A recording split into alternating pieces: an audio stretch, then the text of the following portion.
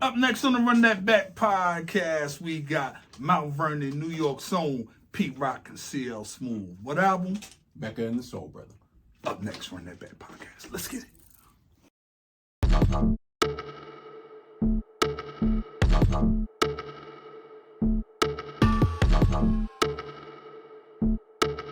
Run that back. Yo, what's poppin'? This your man Scorpio Moe and C.Boogie, y'all. and this is The Run That Back podcast. And today, Right now. today, we got them brothers. Hmm. I think it's the Chocolate Boy Wonder and the Caramel Kid was like the AKAs. If I'm not mistaken. I know Pete Rock was the Chocolate Boy. Right. I want to say CL was the Pete Rock and CL Smooth, y'all. Their first debut. 'Cause I think there was like a EP of something. I don't know if it was Pete Rock when he had the he was on the boat with the horns. I can't remember. There was something that dropped kind of before this, almost like a teaser. If I'm not mistaken, I'm gonna find out for sure. Though. Oh, okay, yeah, I do. Okay, I do remember. It was something like, I think it was like Mecca and the Soul Brother, or was like, was it all sold out? It was something I could have sworn. There was something before this Okay. as like a teaser, if I Okay. recall correctly. You are correct. Yeah. But this is early '90s. They were kind of bubbling, especially Pete Rock as a producer. Yes, you know. as a producer, we will get into that. Let's do it. Mecca and the Soul Brother, y'all. Mecca and the Soul Brother, y'all. So yes, we are discussing the duo's first offering, Mecca and the Soul Brother. It was in '92. Right. We're just gonna give you a real quick climate of the ecosystem. And I want you to pay attention when we get to the music part of this, because it's very important to understand the current change in '92. But we'll get to it. Correct. Just real quick, which we will get into. The Chronic was released. Whitney Houston's "I Will Always Love You." Boys to the Men, End of the Road. Sir Mix-a-Lot's "Baby Got Back." I didn't realize that came out in 1992. No, when we first got here. Oh yes, that is right. Because I was like, what is this? Because What is this bullshit? right, because I'm hearing it the same time I'm hearing the bass, Miami bass. So I assumed at It was first some old he school. I thought he was from Miami, because I didn't know who did the song. No, And then when I heard who did the song, I was like, that's the guy from Seattle. right? Because I was like, I heard my posse's on Broadway long because this was his second. This was his second album. Second author, His second right. album. But what I'm saying is, it blended in with their music, Right. the stuff that was going on in Miami. So I just assumed he was from Miami. Right. What else happened? Oh, of course, The Bodyguard, Sister Act. Also, the main thing that happened in 1992, the Los Angeles riots. Can't forget that. Yeah, because when we moved to Atlanta, they tore the underground up. They also tore LA up. Right. Also, the Dream Team at the Barcelona Olympics. Michael Jordan. Tupacalypse now. That is correct.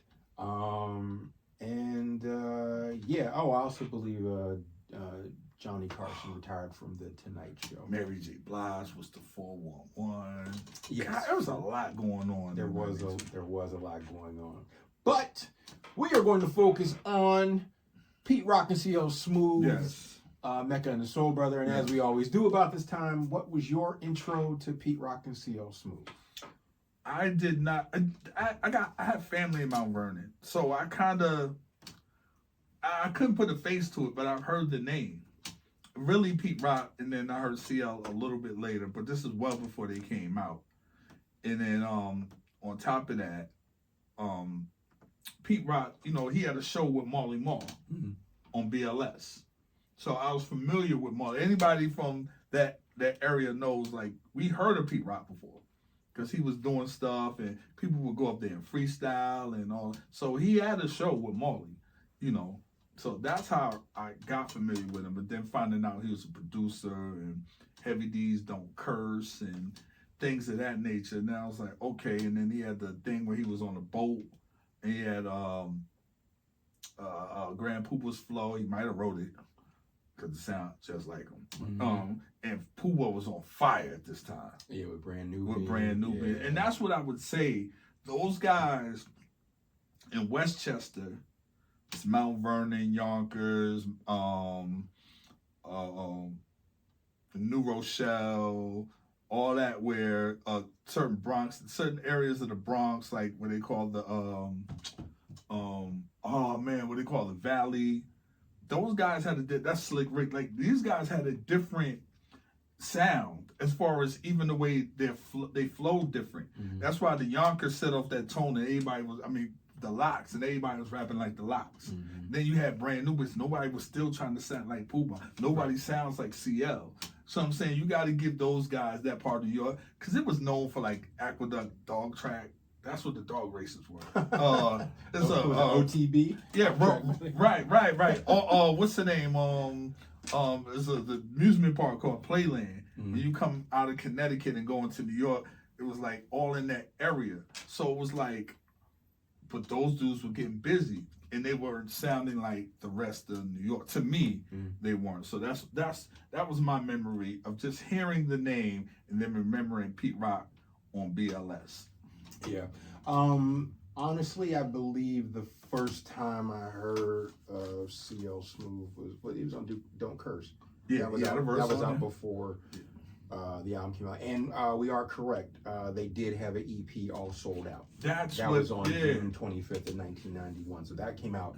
That's what I was saying. And by that time, I connected the dots with the radio and I heard them, but it wasn't the album and it wasn't any major success off that. Yeah. I'm trying to think what was on All Sold Out. I know the dip dabba, the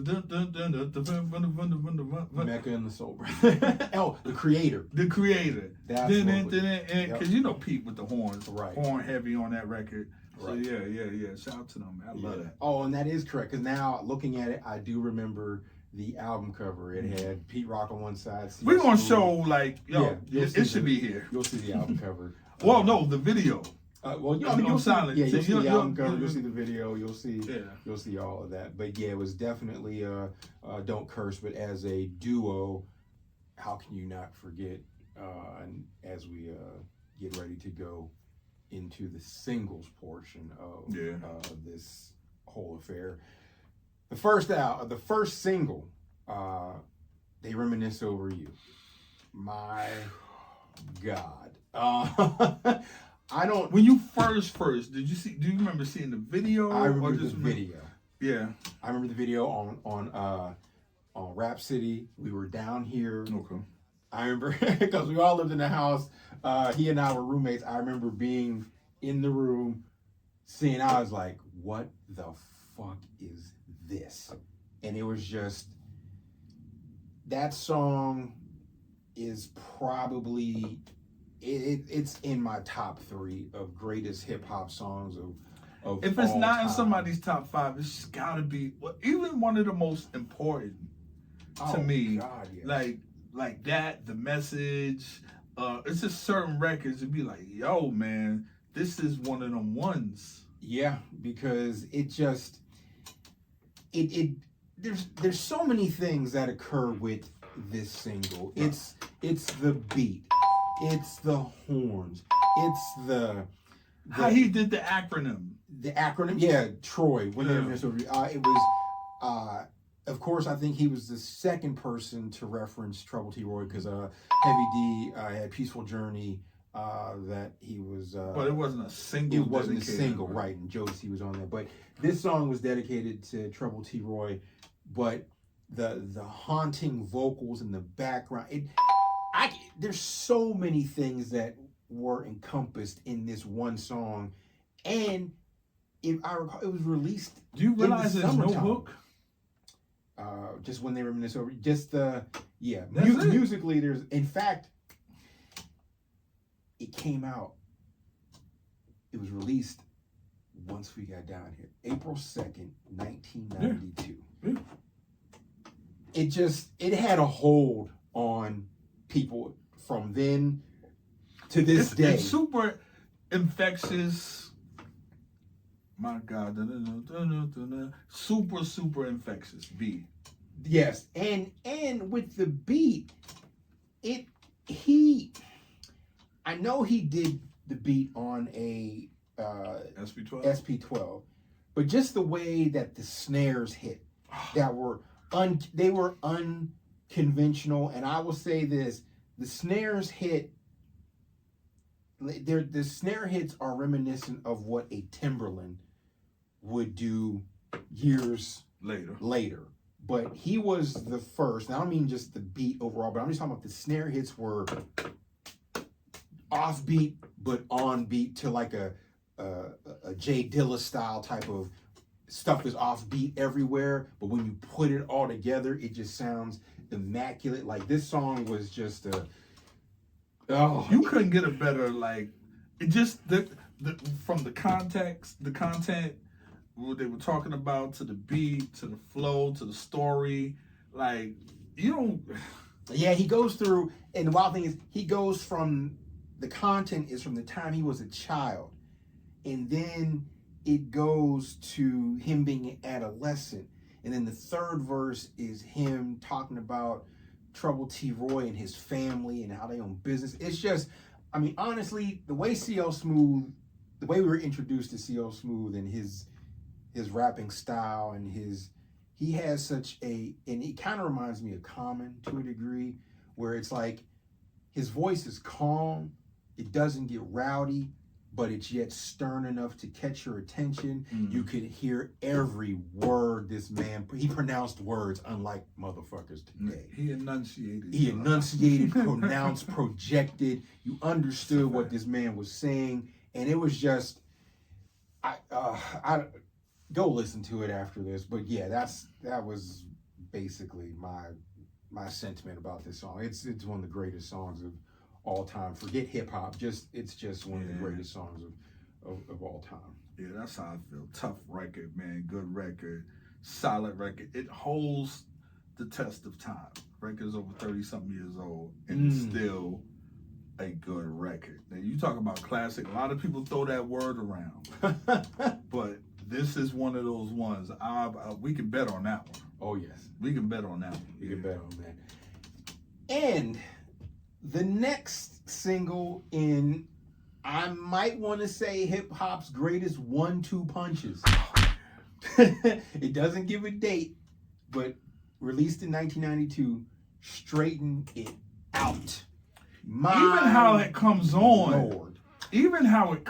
on is different. To interject, Pete Rock style, once we go through the album, he plays a sample, and you don't know which one it is when it's as far as how it's related to. He plays the original. He plays the original, but you don't know of what it's related to. So as I listened to the album, like we're straightening it out, he took the drum break from the sample that he played at the beginning of the song and interjected it into the track. As we go through the album later on, he does that with multiple songs, and it's up to you. It's kind of like I don't know if he meant it this way, but it's kind of like a mystery where you're figuring like, what did he take from this song and put it in here? And one of these songs, he does it at the end. That is correct. But Straighten It Out, my lord. Love that, man. I remember my brother calling me. It was like, my cousin Cat. He's like, Cat's in the video. They call him by his real name at that time. Like, he's in the video. I was like, wow, I saw the video. And because of how my cousin was, I'm thinking it's going to be the jail scene. I was like, I ain't see him. He was like, nah, he's by the payphone. CL Smooth tapped him while he's on the payphone. They get him to look that way. Then I went back. I was like, oh, see, I just stereotyped my own people. I thought he was going to be in the jail scene. But yeah, and not to mention. That beat, them horns up. The horns, the beat. They're blaring. Jesus Christ. And he's basically talking about bootlegging on this song, from how Pete Rock, how they get the sample, payment, and then a bootlegger basically stealing the music. All, not to mention their videos. I don't know if you the wrong one. What? Good. No, you got it. Oh, I don't know if you paid attention to this or not, but their videos, to me, were not shot like any other videos of that time. Their videos were very like you're watching a movie. It was cinematic. It was some type of filter they had on it to make it look a little older than what it did, but clean. Yes. Not older in not in a like an old looking sense, but you could tell it was the film. Like almost like when you watch Paid in Full, right? Yeah, it reminds you of like an old. They look like an old, like the way I would describe it is like 80s crime, like police. No, what it looks like? It looked like motherfucking the education of Sonny Carson in that movie. It looked like he was shot like that. Is that the one where you come and trademark your eye? And here's the ill shit. They pull off, and at that time was new, the convertible Lexus, the drop, the CL, they were the first ones. That was the thing. Like, they introduced the new cars and put them in the videos, and they had them. Like, when they had them, it was like, what? That shit was fire. Yeah. And it's at the end, but it was a slick move. But yeah, I'm glad. I thought it was just me, but I noticed how it was shot, and I was like, they got now we would say filter, right? But they got a film on it, and I guess I don't know if you do that in the edit. Well, actually, I think back then, videos were filmed on actual film. You had some that were shot on video, but I think their videos were shot on film, right? But it had a crisp but old look to it. And they were doing the 35, the slow-mo stuff. Yeah. Then. Yep. They were. You are correct. It's just. And how they were shot, it was a lot of. It was almost like, and this is pre-hype, but you could see, I don't know. I'm just saying, the slow-mo shots of them 125th, about the flipping over the thing, and how it was slow motion and. The jail scene where they passing the shank back, Yeah. It's true. Yeah, but definitely Straighten It Out, another great single, which I think, like I said, the 1-2 punch. I'm talking about Hey. Yeah, and put it in the comment, what do you think is the best 1-2 punch in hip hop? Or just give a couple, because that's one of them. I don't care what nobody said. Yeah. Because honestly, I could say Deep Cover and G Thing maybe, but they weren't on the same album. These two singles were on the same album. I'm talking about first single was When They Reminisce Over You. Second single was Straighten It Out. Deep Cover was on the soundtrack. G Thing was 50 on. Cent. I don't know. What was the best 1-2 punch? Wanks. In the Club. Oh. Or you could say In the Club and 21 Questions. Yeah. Because What's the Name was really on the 8 Mile soundtrack. Wanks, yeah, you are correct. You see what I'm saying? Yeah, But if you go In the Club and 21 Questions, God damn. Oh, yeah. What is the best? Yeah. We're going to clip this part up because I want to know what is the best 1-2 punch. But you can also give an argument. I don't know. Some people might say Juicy and Big Papa. Viewers, Juicy is put in the comments. Put the greatest 1-2 punch from an artist that just came out. And we're talking about 1-2, the first and second single where they like hit and then came back, boom, hit again. Yep. The next single, and real quickly before to end out on this, it had to be a big 1-2 punch because, like I said, They Reminisce Over You came out April 2nd. It doesn't give a release date for Straighten It Out, but that came out a little bit later. Their third and last single, released in February of 1993, was Lots of Lovin'. Now, hey. Oh yeah, you're right.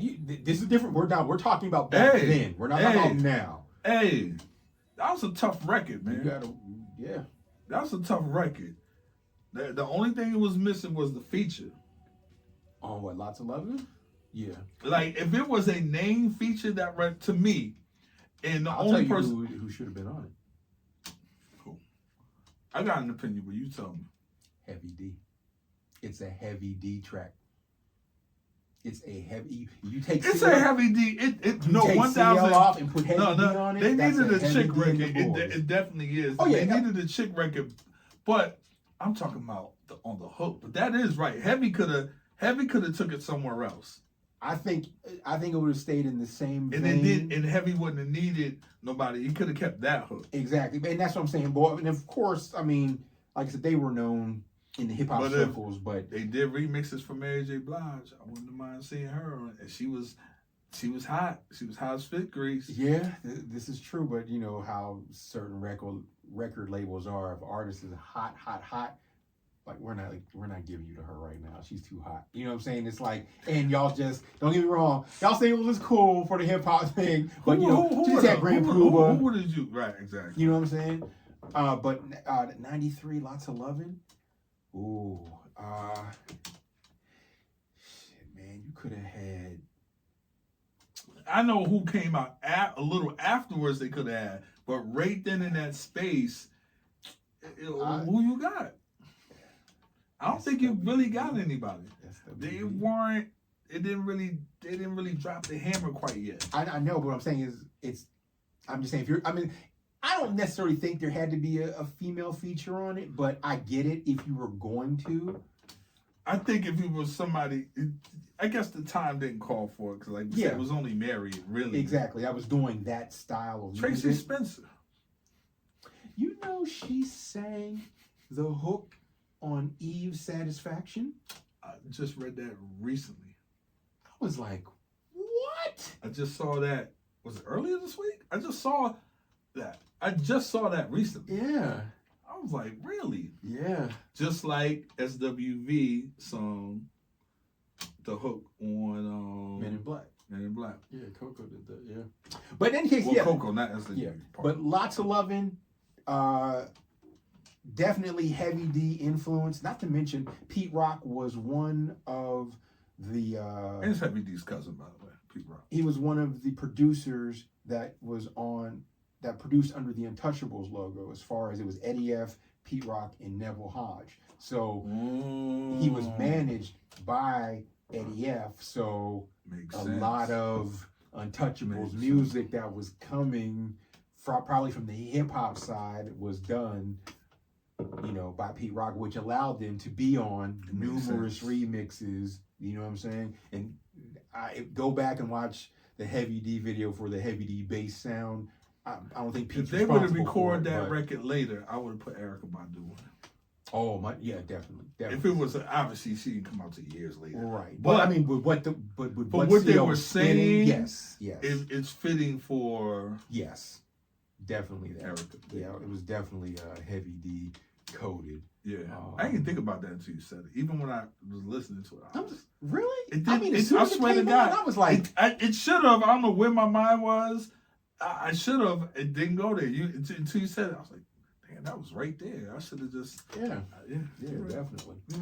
Right. And those are the singles for Mecca and the Soul Brother. When we get back, we will have the rest of the track list for the album. All right, folks, we are back with the track list for the rest of Mecca and the Soul Brother. So let's get into it. So, intro. The first song, Return of the Mecca. It's basically the intro to the album. You have a little spoken word giving you a description of what Mecca is. Does it set the tone for you? It kind of does. It kind of does set the tone because you don't know until you get into the album that CL Smooth is somewhat a conscious rapper. I would say let me rephrase that. I'll say semi-conscious because I would say conscious and positive because, like I said, he's aware. Yeah, he's aware, and there are also hints of 5% of Muslim. Right. You know, so there's a lot going on with CL Smooth. You know what I'm saying? But this is a thinking man. Yes. And very important. Yeah, just very important. I'll get into it. Yeah. This song to me was mid. It was more beat driven. Right. I definitely focused on the beat more than the words. Like I said, it's okay. It's a good intro. Like I said, you don't take away nothing from it. It's cool. I didn't have any problems with it. What about you? same thing, but it starts to set the tone of a lot of what some would consider could be wrong with that album. Such as? You could tell it's producer driven. And then when you get to the raps, the flow stays the same. Yeah, there isn't much of a change up of flow throughout the album. Don't get me wrong. Lots of Lovin' maybe have the most different flow out of all of them. Because he chops it up. He's not straight through. He leaves it spaces in between the bars. He lets it breathe during the verses a lot of times. But with the records, for me, a lot of times when the records start to sound, after a while, you keep hearing the flow and it starts to be this thing it's sounding like. Well, it might be the formula. I know there's a couple songs where, you know, he kind of rhymes in triplicate a little bit. Mm-hmm. But like I said, it's just a few songs, nothing crazy. But there's definitely a formula being set up with the beginning of the intro, which, you know, which takes us into the second song, which is For Pete's Sake. Now, I like dope this title anyway. Just the name alone makes me want to listen to it. Dope title, good song. Again, Pete Rock with the mediocre rhymes, but you let it slide because the beat's crazy. He's on the beat. You got it. I don't know if Pooh is writing it or he's just using Pooh style. Honestly, I don't know if anybody's writing for Pete because a little bit later on down as we get into the album, there is a song that we'll get into which makes me think he's not writing, that nobody's writing for him. But yeah, I like I said, it's a good song, definitely producer driven, beat driven, and you let his rhyme slide because he's on the beat. Now you're starting to, as the album starts to peel back the layers, which aren't many layers, but the more and more you hear, you can hear his influences. Oh, definitely. Jazz, Molly. Yes. And you also hear the influences, which we'll get to when we get to that song, even though we already discussed it. The third song, Ghettos of the Mind. So this is where the conscious CL, right. This is where you start to pick up on CL's thought process, how he thinks, what he's thinking of. But when you hear it, now you think about a year before, let's say the last 2 years before this album came out, you think about who was out. Brand Nubians, Poor Righteous Teachers, X-Clan, Queen Latifah, Paris Out West. Conscious Daughters. That's what I'm saying. So it gets tricky. And the thing that I started to feel during this album is it's a little late, context-wise. It feels... We took a turn and it just felt to me a little late. I was like, well, if this was out in 91, and maybe even 90, between 90 and 91, they would be as big as, in that time space, they would be. Okay, here's the thing. We don't, even though we're talking about it now because we know about it now, we didn't know that turn was coming. You know what I'm saying? The chronic turn. We didn't know. Right. We didn't know that was coming. And it's not their fault. Right, it's not their fault. It's not their fault. So as far as from what we know from, like I said, from history, like I said, you had your Queen Latifahs, your Poor Righteous Teachers, your X-Clans. You know what I'm saying? So you had all them. So I'm sure that process was like, we're just staying the course. You know what I'm saying? But then you get a deep cover. This motherfucker, they fucked everything up with this. Like, okay. And we talk about this, I understand we talk about this a lot, but we just need to let you know the heaviness and the weight of what the Chronic did. But it still was other stuff juggling around, because now you got DOS effects. So it's this weird space that's happening right before the Chronic. You know, like we just talked about Sir Mix-a-Lot, which was a big record. Baby Got Back. Right. I know he eats like crazy off that publishing wise. So it's that, you know, you got the R&B infusion coming in, you know, and like I said, it's just content wise. It's not beat wise. Right. you know, because Pete Rock still went on to remix Mary records and These People records, but just what CL was talking about in the flow is just like, even how they set up the intro, Mecca, and it was like, unless you live in a certain area, you're not gonna latch on to that. Right. Yeah, it's like, I don't know. And that's why part of me, when we talked the other day, was like, the problem with this album, I'll leave that for the pros and cons. The next song, we've already discussed lots of Lovin', and Terry and Tabitha are singing backgrounds on this. Like I said in a previous episode, they did a lot of backgrounds for Heavy D, Eddie F, Albie Shore. They did a lot of Uptown background vocals and had their own career. But also what I was saying about this song is, Alex, it was Heavy D inspired. I mean, you hear the Heavy D influence. 1,000. Also, until you said it, right. I didn't And put this in your brain. I can see where Ninth Wonder was Ah, influenced. see, I will go a step further. He might not get the blueprint if it wasn't for Ninth?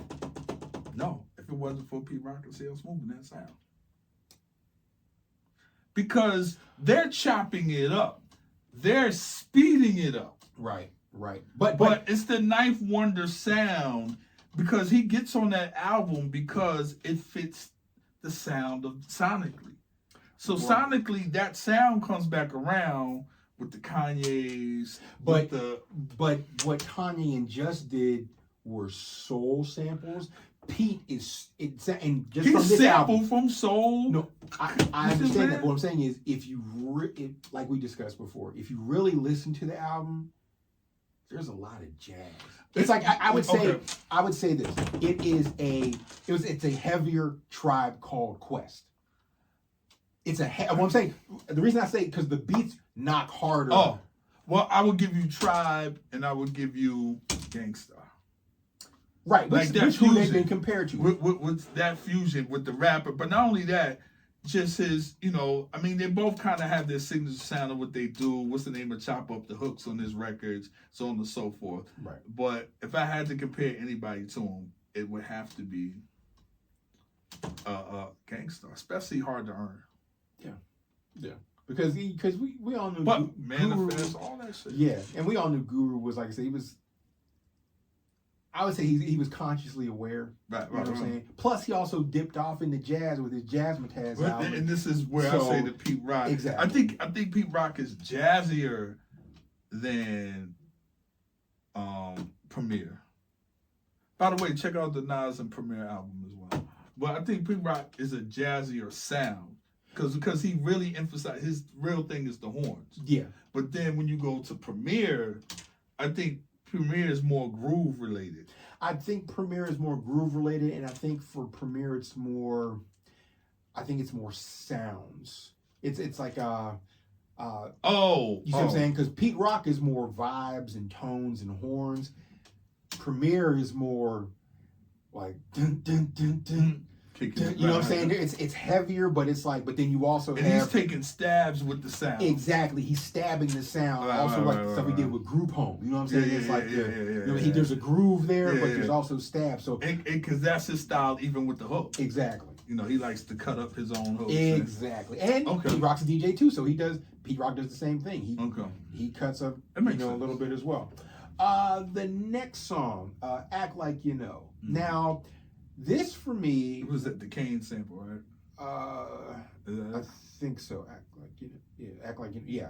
Yeah. To me, this was mid, and this was Marley. I heard Marley on this one. And I get a party vibe to it. So if you was in the clubs, late 80s, early 90s, and you was a dancing dude, this song, and I'll tell you what this song reminded me, who it could have been for, if it wasn't for Pete Rock and CL Smooth.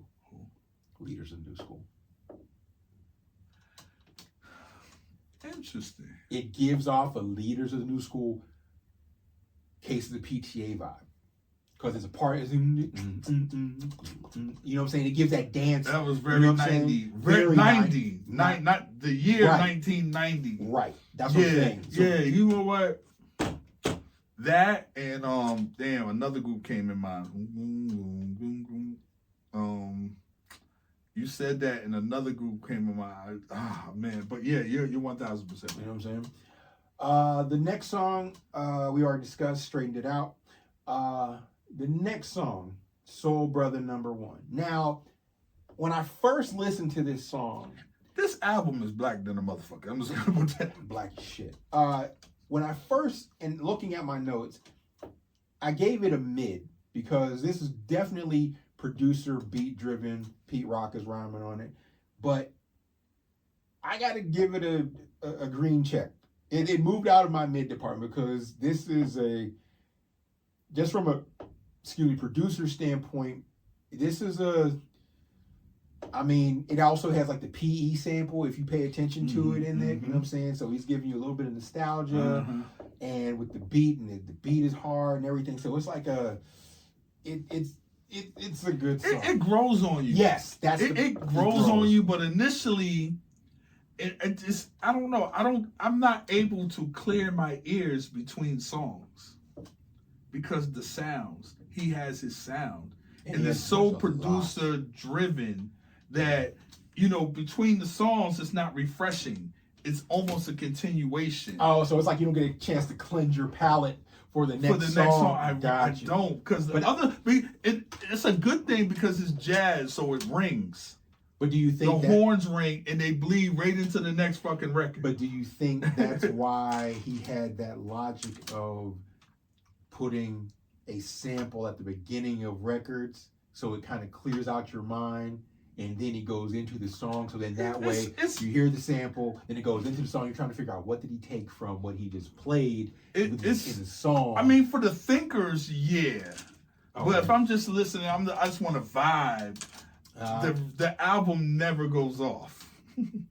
Because the horns, he's so horn driven, the horns ring into the next record. You know how you can dun, dun, dun, dun, and then and it goes off and you're humming it. Right. You hum it right until the next record. There's no, you know how you go somewhere and you smell cologne, they spray the strip, and they get it, and then they give you the coffee beans to clear your. There's no coffee beans. No Starbucks. So I don't get to me, I don't feel like I get to hear a fresh, clean record. I just feel like I got someone that gave me a different mix on the same record. And I hate that because they are all good. And me, as being in this music thing, I'm able to separate it a lot of times, but the casual listener gets overlooked and they're not able to do that. Right. The next song, which is a big no for me, is The Wig Out. What the fuck? That was another one that really had the Pooh-Bah vibe. I don't know what the, like, that had to be his idea. And that must have been a popular slang, he wigged out. I kind of remember that, but that wigged out phrase went in and out so fast. I'm very familiar with he's wigging out. Yeah, but it just didn't fit to me. No. It really didn't fit. Yeah, that's one of the songs that could have been left out. The next song, I didn't like either. It was Anger in the Nation. This was CL's take on, like apartheid in South Africa. We're already a year removed from this. Yeah. So when was this recorded? Because that's why, they A&R themselves. This album was recorded. They're going to say, but the concept and all this was in Pete's basement, man. I'm sure this album was recorded between 91 and 92 because it feels like EP came out in 91. The album came out June 9th of 1992. By that time, I tried to give the song a chance. I really did, but just because of the content, I was like, I'm going to listen to it again and again. I was just like, something about it just did not resonate with me. So that's why I just Mandela's out. He ain't even with that lady no more. Sorry, she's in past and all kinds. This song just. We were in a movement. We were in times. There were black medallions and red, black, and green, and we were fighting for. We saw stuff was bad over here, but then after the riots, we saw over there. But after the riot, we saw stuff was bad over here. I was about to say we went from red, black, and green medallions to Lokes. And when we seen that might be another pivot. When we seen the Rodney King thing, which happened before this album, but the riots happened after. No, before this too. But they were recorded by then. I guarantee. Oh yeah.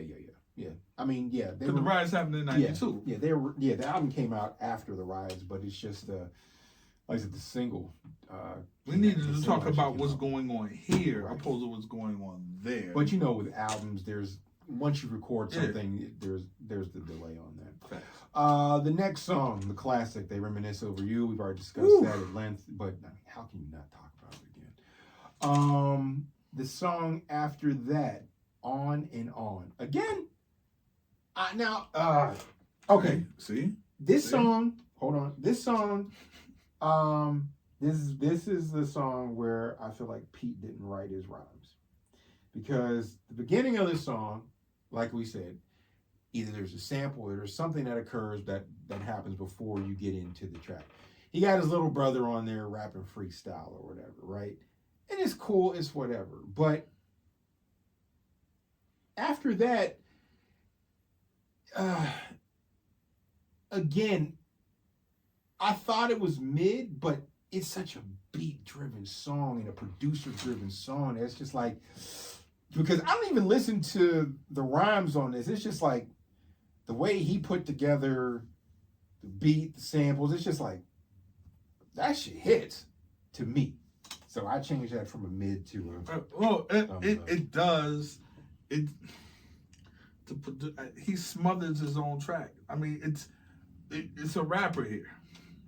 He gives off major producer fatigue on this album. And I don't know if that's necessarily a bad thing or you need a stronger rapper. But CL is dope with a different style.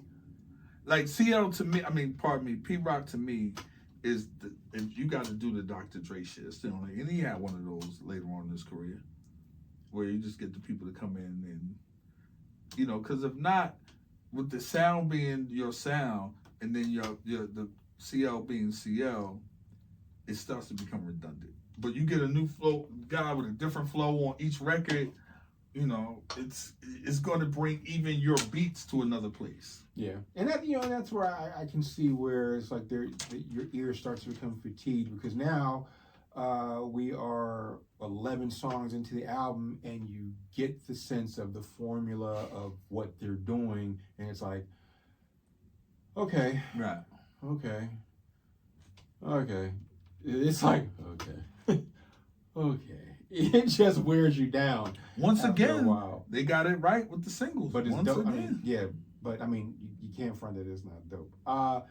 The next song, It's Like That. I love this song. I love the sample. It's just, again. Sample's dope. Sample's dope. Beat is dope. It's just I love this. I love this song. It's a good song. I gave this song 2 thumbs up. I definitely like this one as well. The next song after that, Can't Front on Me. Well, I did, and it's a no. Yeah. That song just didn't do anything for me. The next song, The Basement. Now, this is the posse cut on the album. You got CL Smooth. You got Pete Rock's little brother, Grap Lover. You got a Heavy D sighting on here as well. You got Pete Rock for the 4th verse. Then you got a dude named Robbo for the 5th. And it says on here the 6th verse was this dude named Dita. But classic posse cut. You gotta love it. I loved it, so it was cool for me. I wasn't mad at it. A little predictable. Because at that point, everybody wants a posse cut after the symphony. A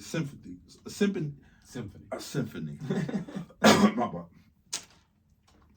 So the next song after that, again, If It Ain't Rough, It Ain't Right. I love this song. This joint was a good CL Smooth Pete Rock production. This was a very good one. Very good. What about you? No, I like it. A lot of people use that, but they did it right. Yeah. Which is kind of, now that I think about it, which is kind of odd because you got CL Smooth saying rough. It ain't right if it ain't rough in him. Right, and he's semi-conscious aware, and then all of a sudden it's like. But this is the you understand. I mean, but this he comes from a demographic where I don't care how conscious you are. If you're of a certain age, you started out battling first. Yeah.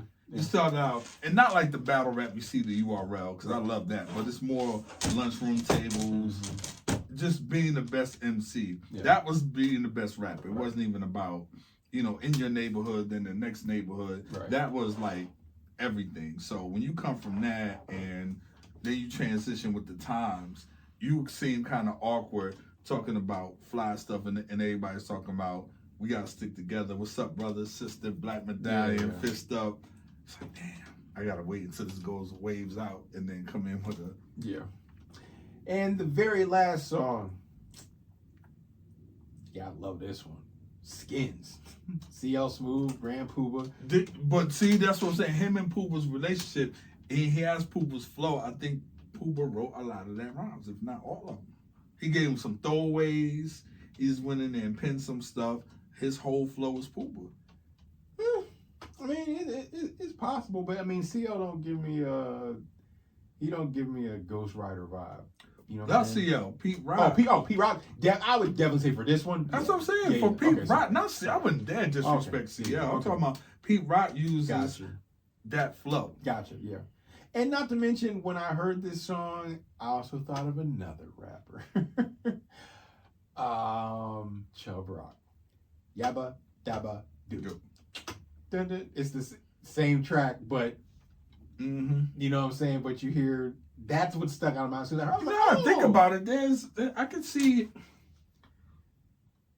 rest in peace to Howie T, but I could see the Howie T influence. Just even production-wise, I'm saying that. Yeah.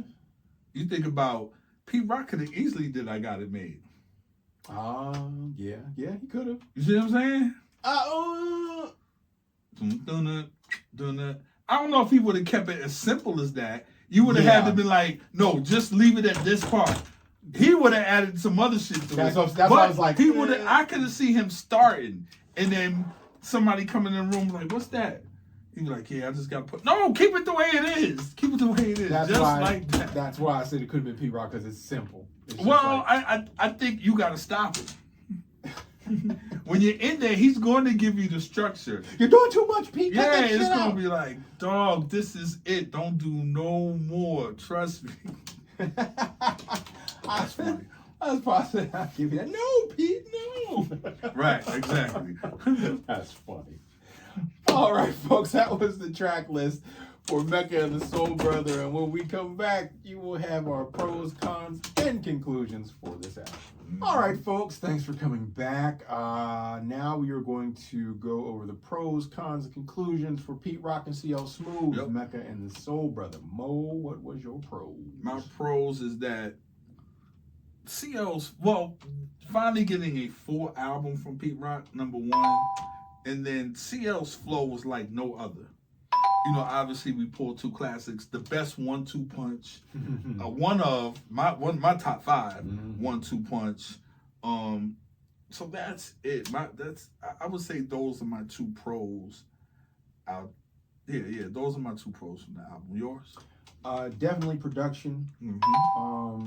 Definitely being able, especially with music nowadays, especially rap music nowadays, appreciating CL Smooth's pronunciation, his clarity. You can hear what this man says. You can pick up what he's talking about. Right. He doesn't, and this is probably con as well, but I mean, the thing is, he doesn't switch up he doesn't do a lot of style flipping because he's clear and very communicative with what he's saying. So I think he wants you to hear what he's saying and get what he's saying. So yeah, those are my pros. Your cons. Cons, I think the album was a little too long, too many records. Not enough diversity. Like I said, I couldn't clear out my ears between the records. And I think the other one was CL never switched the flow. It just sounds like one continuous verse. He didn't even experiment. He didn't, it helps, but when it's that many songs, it's like, what?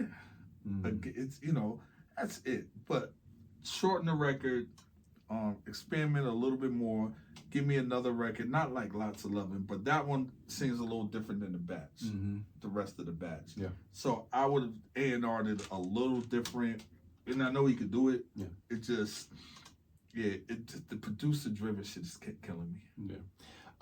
For me, like I just said, the pro and the con is that, like I said, CL didn't switch up his style, so that could draw you into a nap.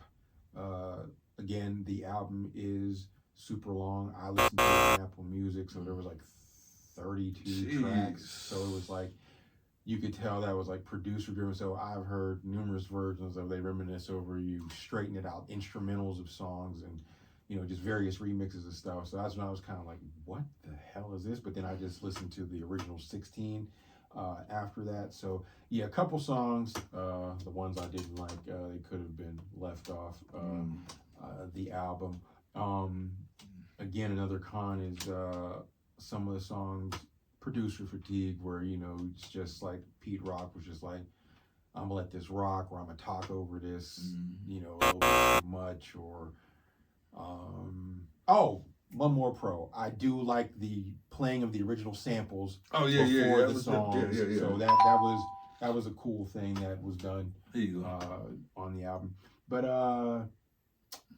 just those were my cons. The songs I didn't like, which was I think like 3, and other than that, everything else was mid. So what do you give this album? The best I could do is a 7. I ain't gonna lie, I'm pushing it, but I could do to straighten it out, and They Reminisce gets me to a 7. Without that, I would have did a 6. I agree. I give it a 7. It gets me to a 7 because they pulled classics out of that. It ain't just like random singles. Yeah, they pulled some shit out of that. Like, yeah. They cemented their legacy with one album. With one album, basically 2 singles. Because one of the things I want to discuss real quick is we're rough. I mean, we're basically the same age as each other, but for Pete Rock to give you his magnum opus on the first album, that's a hard feat. Like let's say for like Devontae Swing, you didn't get his opus until the show, the after party with Freaking You. But the sound changed and he changed along with it. If you never change, you're not. You see what I'm saying? That's the problem. And that's the thing. And so even though he produced like one of the best songs on Nas's debut album, everybody, as soon as you say Pete Rock, CL Smooth, first thing that comes to mind, They Reminisce Over You, straighten it out, that 1-2 punch. So it's like you have such a hard hill to climb as artists. Right. After that 1-2 punch. Now, as a producer, you still got a hard hill to climb, but you're producing music, so it doesn't matter. Different stuff for different people. But as artists, that 1-2 punch was such a obstacle, a hill to get over, that it harmed them along with the chronic that followed up afterwards. But in conclusion, I give the album a 7. Mo gives it a 7. Don't forget to follow us on Instagram at the Run That Back Podcast, on Twitter /X at the Run That Back Pod 1, on TikTok at the Run That Back Podcast 1. Don't forget to like, share, comment, subscribe. It's all here. And hit that notification bell because we do drop on Tuesdays. Don't know if it's Tuesday at midnight, Tuesday at noon. Doesn't matter. We are here on Tuesday. It'll be there on Tuesday. Whenever you get up. Also, put your best 1-2 punch, meaning first and second single, 2 records in a row that were just hot, super hot on art. What you think is? There's no rules to this shit, but whatever you think is your best 1-2 punch delivered from an artist or a group, let us know. That is correct. And signing out, he is Scorpio Moe. I am C.Boogie, and this has been the One Had That Podcast. Podcast. Run that